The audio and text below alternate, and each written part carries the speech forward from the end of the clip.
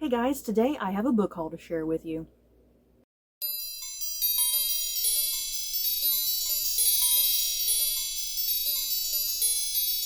So, as always, what I do with these book haul videos, I have 20 books that I'm going to be sharing with you.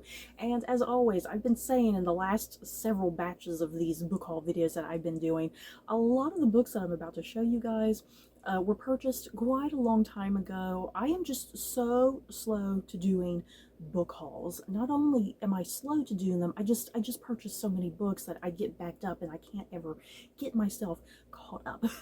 So when I was kind of looking through all these books, if I'm not mistaken, this whole batch of books were actually purchased way back at the start of 2022. That's how old some of these books are in this haul. First up, we have Daughter of the Moon Goddess, and this is book 1 in this particular series by Su-Lin Tan. This is actually a book my sister got that I was like, hey, I want to pick this up and read it. It sounds really good. There is like a second book in the series already out. I'm not sure if it's supposed to be a duology, a trilogy, I'm not sure. But let's see.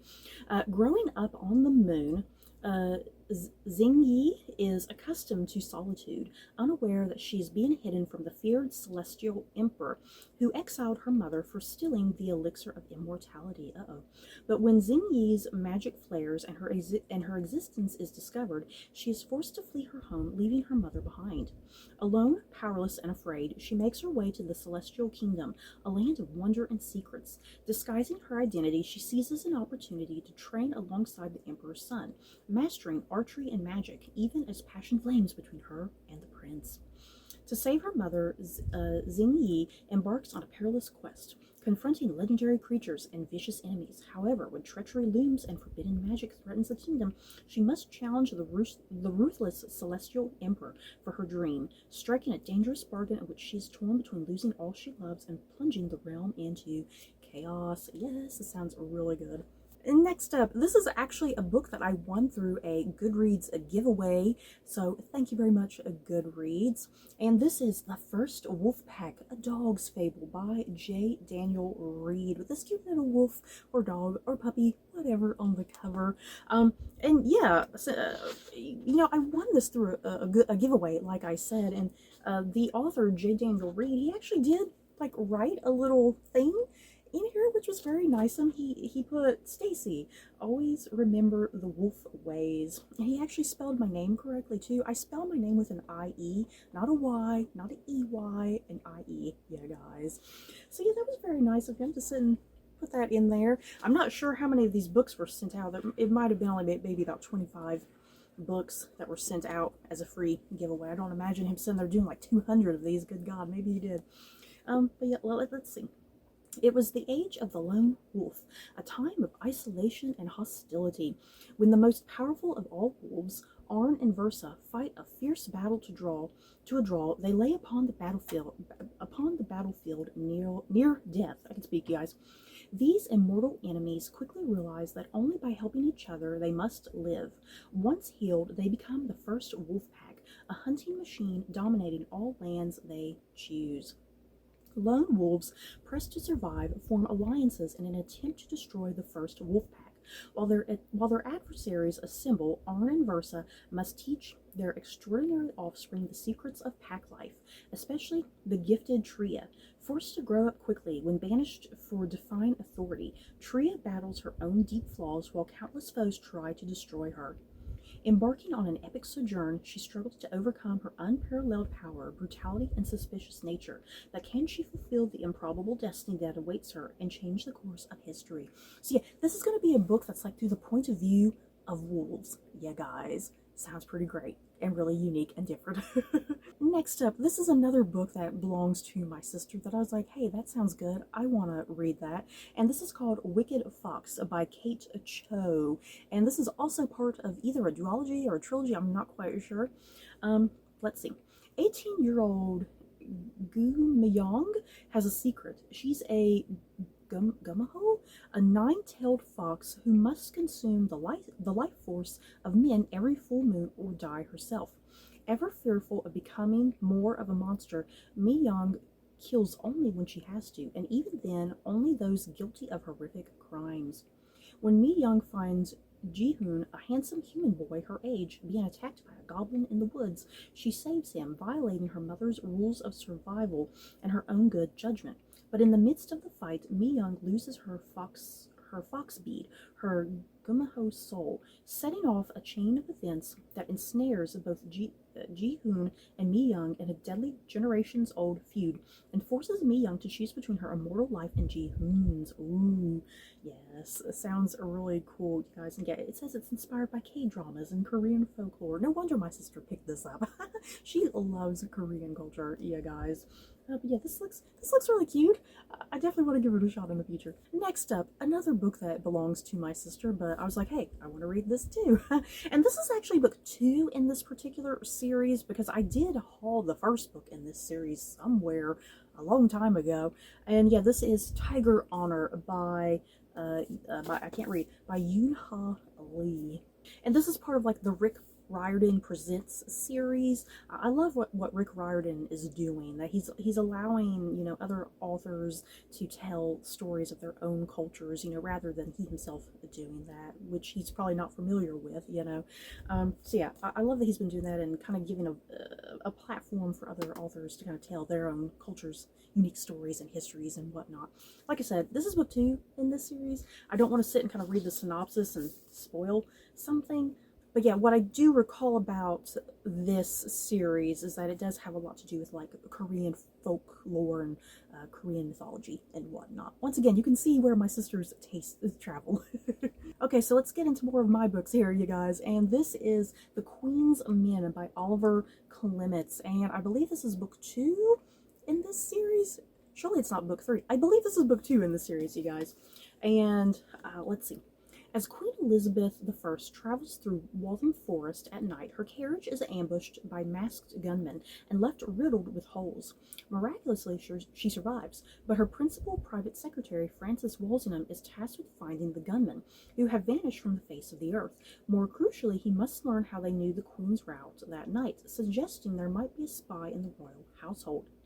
While the Privy Councillors debate how to best secure the throne against future attack, Catholic Spain marches its armies into the Low Countries, threatening the destruction of England's only ally, and so the Queen herself must act decisively, ordering her friend John Dee, scientist, philosopher, and spy, to rediscover the long-lost secret of the world's first ultimate weapon, Greek fire. Hell yes. But recreating that is easier said than done, and in a world fraught with coded messages, ruthless adversaries, and deadly plots, Dee's mission to secure his nation's future may prove impossible unless he deploys the most effective weapon of all, intelligence. Yes. I decided to go ahead and read the plot summary for that, because so far what I've gathered from this series is that each book, you can probably sit and read each book in this series as a standalone. You don't have to read them in order, it sounds like.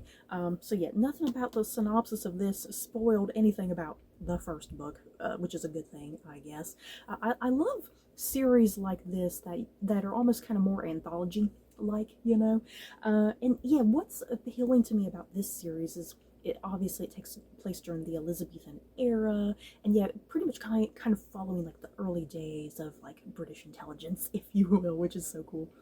Next up, Love, Theodosia by Lori Ann Goldstein. And this book, in post-American Revolution New York City, Theodosia Burr, a scholar with the skills of a socialite, is all about charming the right people on behalf of her father, Senator Aaron Burr, we know where this is going, who is determined to win the office of president in the pivotal election of 1800. Meanwhile, Philip Hamilton, the rakish son of Alexander Hamilton, is all about being charming on behalf of his libido. When the two first meet, it seems the ongoing feud between their politically opposed fathers may be hereditary, but soon Theodosia and Philip must choose between love and family, desire and loyalty, and preserving the legacy their flawed fathers fought for, or creating their own. Yes, this is totally, I think, an absolute work of historical fiction. Yeah, guys, fiction at the end, because I don't think Theodosia Burr and Philip Hamilton, I don't think they had any sort of thing with each other. You know, to the best of my knowledge, I don't think they did. So yeah, I think this is definitely a high work of historical fiction. But I'm here still for it to read this story and this love story. Oh god, it's going to end so tragically, you guys. Oh my god. Next up, The Storyteller by Catherine Williams. Okay, let's see. It's not every day you discover you might be related to Anastasia Romanov, or that the tragic princess actually survived her assassination attempt and has been living as the woman you know as Aunt Anna. For Jess Morgan, who is growing tired of living her life to please everyone else, discovering her late aunt's diaries shows her she's not the only one struggling to hide who she really is. But was her aunt really a Russian princess, or is this some elaborate hoax? With the help of a supremely dorky but undeniably cute local college student named Evan, Jess digs into the century-old mystery. But soon Jess realizes there's another bigger truth waiting to be revealed. Jess Morgan.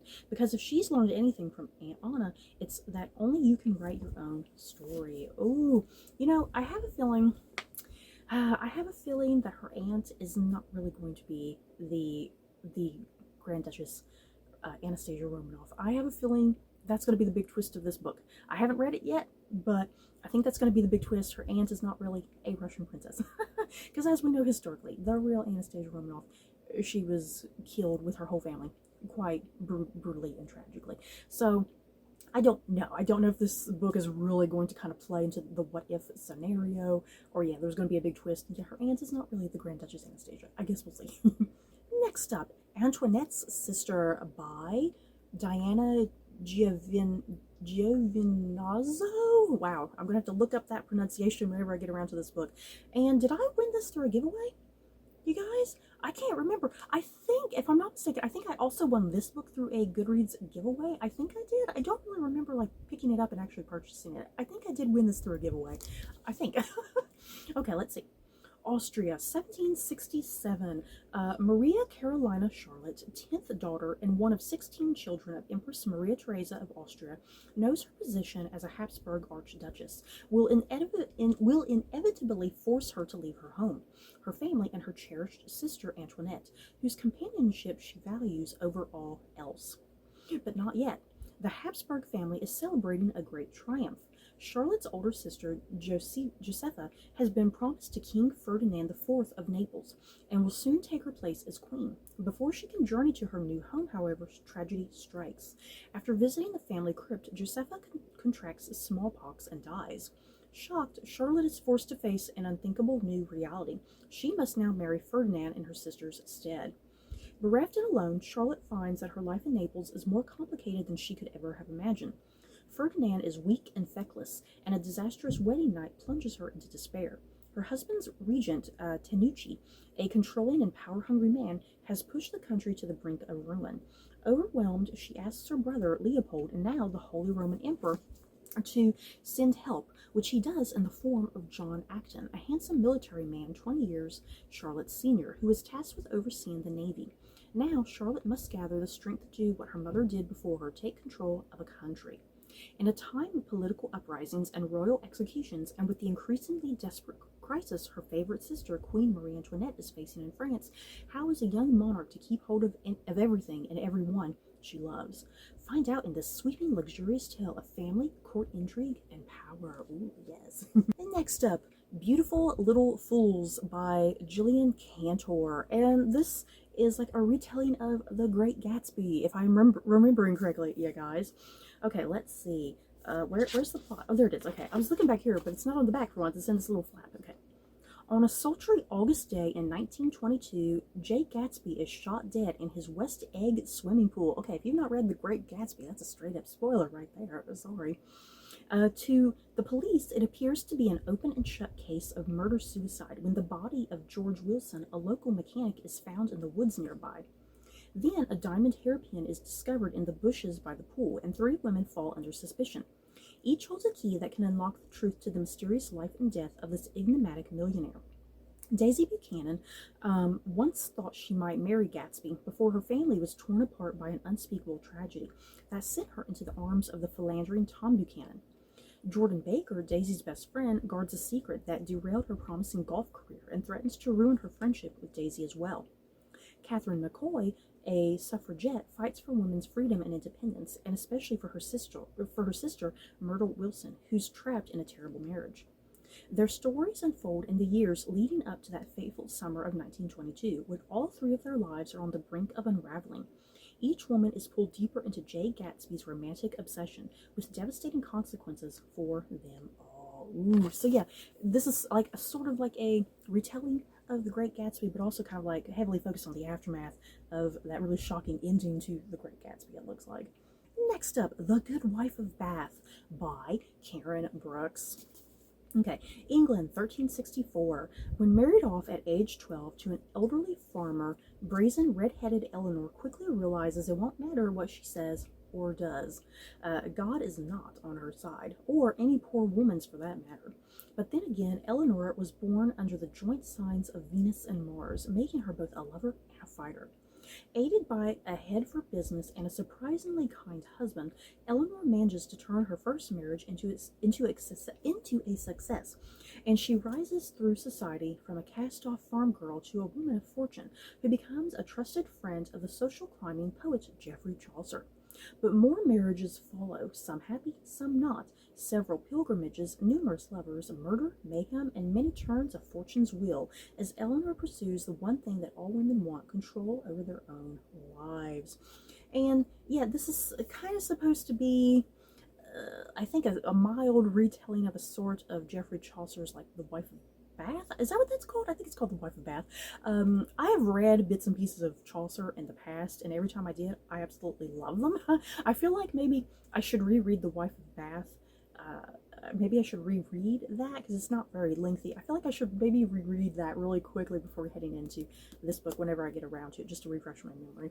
Next up, A Lullaby for Witches by Hester Fox. Once there was a young woman from a well-to-do New England family who never quite fit with the drawing rooms and parlors of her kin. Called instead to the tangled woods and wild cliffs surrounding her family's estate, Margaret Harlow grew both stranger and more beautiful as she cultivated her uncanny power. Soon whispers of witch dogged her footsteps, and Margaret's power began to wind itself with the tendrils of something darker. 150 years later, Augusta Podos takes a dream job at Harlow House, the historic home of a wealthy New England family that has been turned into a small museum in Tynemouth, Massachusetts. When Augusta stumbles across an oblique reference to a daughter of the Harlows who has nearly been expunged from the historical record, the mystery is too intriguing to ignore. But as she digs deeper, something sinister unfurls from its sleep, a dark power that binds one woman to the other across lines of blood and time. If Augusta can't resist its allure, everything she knows and loves, including her very life, could be lost forever. I have previously read another book by Hester Fox. I really liked it, so yeah, I'm hoping I'll really enjoy this as well, because it sounds really good. Next up, Medusa by Jessie Burton. Yes, that Jessie Burton who wrote The Miniaturist, which I still need to get around to that book. You guys, oh my god, I have like a couple Jessie Burton books, but I have yet to actually get to any of them. This is sort of a, I don't know if you would call it a graphic novel, necessarily. It's not necessarily a graphic novel, but there's like a lot of pictures in it, which are really cool to look at. There's like this cute little dog here. Is there one of Medusa actually in here? It's called Medusa, but I can't find an actual photo of Medusa, other than like just the cover here. Exiled to a far-flung island by the whims of the gods, Medusa has little company except the snakes that adorn her head instead of hair. But when a charmed, beautiful boy called Perseus arrives on the island, her lonely existence is disrupted with the force of a supernova, unleashing desire, love, and betrayal. Talking directly to the reader and capturing the intoxication of an impossible romance, Jessie Burton's Medusa is a deeply moving story about consent, the abuse of power, beauty, and ugliness, and being comfortable in your own skin. Yeah, I was definitely really intrigued by this because, like I said, there's like a lot of pictures and whatnot in here. The design, the graphic design of this book is really well done, and yeah, it looks like that's not going to take me very long to read at all. It looks like I'll fly through it very, very quickly. And I do love the story of Medusa. Next up, The Reckless Girls by Rachel Hawkins. Let's see. Okay, One Island. Beautiful, wild, and strange, Moreau Island is a desolate spot in the middle of the Pacific Ocean, with a mysterious history of shipwrecks, cannibalism, and even rumors of murder. Ooh. It's the perfect destination for the most adventurous traveler to escape through, except the truth. Then we have 6 visitors. 6 stunning 20-somethings are about to embark on a blissful, free-spirited journey, one filled with sun-drenched days and intoxicating nights. But as it becomes clear that the group is even more cut off from civilization than they initially thought, it starts to feel like the island itself is closing in, sending them on a dangerous spiral of discovery. When one person goes missing and another turns up dead, the remaining friends wonder what dark currents lie beneath this impenetrable palace, and who else will be swept under its secluded chaos. With its island's gothic sensibility, sexy suspense, and spine-tingling reimagining of an Agatha Christie classic, Reckless Girls Will Wreck You. Ooh. So is this sort of supposed to be kind of like And Then There Were None? Is that what I'm supposed to be getting from this? Kind of, that's what it sounds like. Next up, I have 2 books here by Tasha Alexander.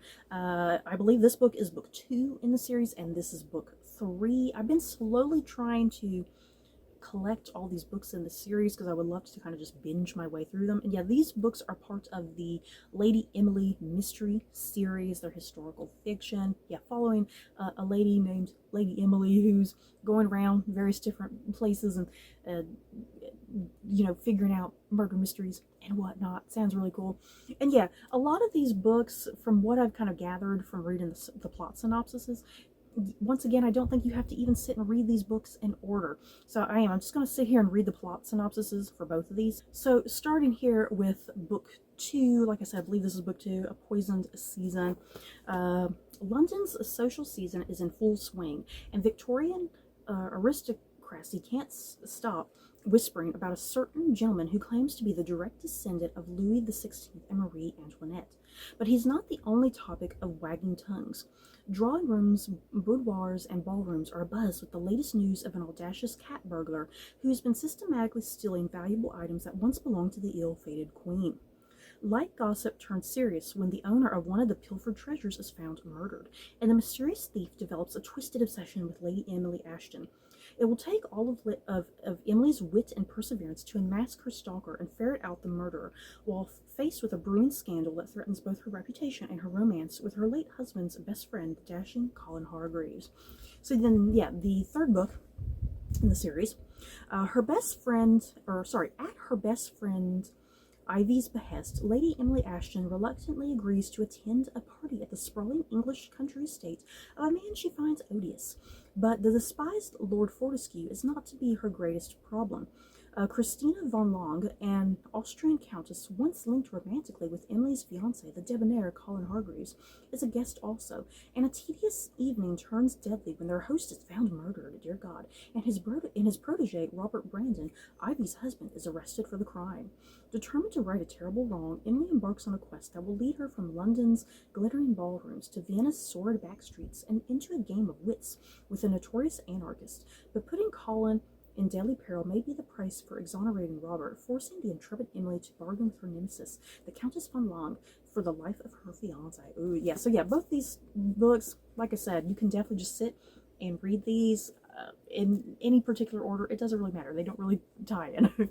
Next up, The School of Mirrors by Ava Stashniak. I'm probably butchering that pronunciation as well, you guys.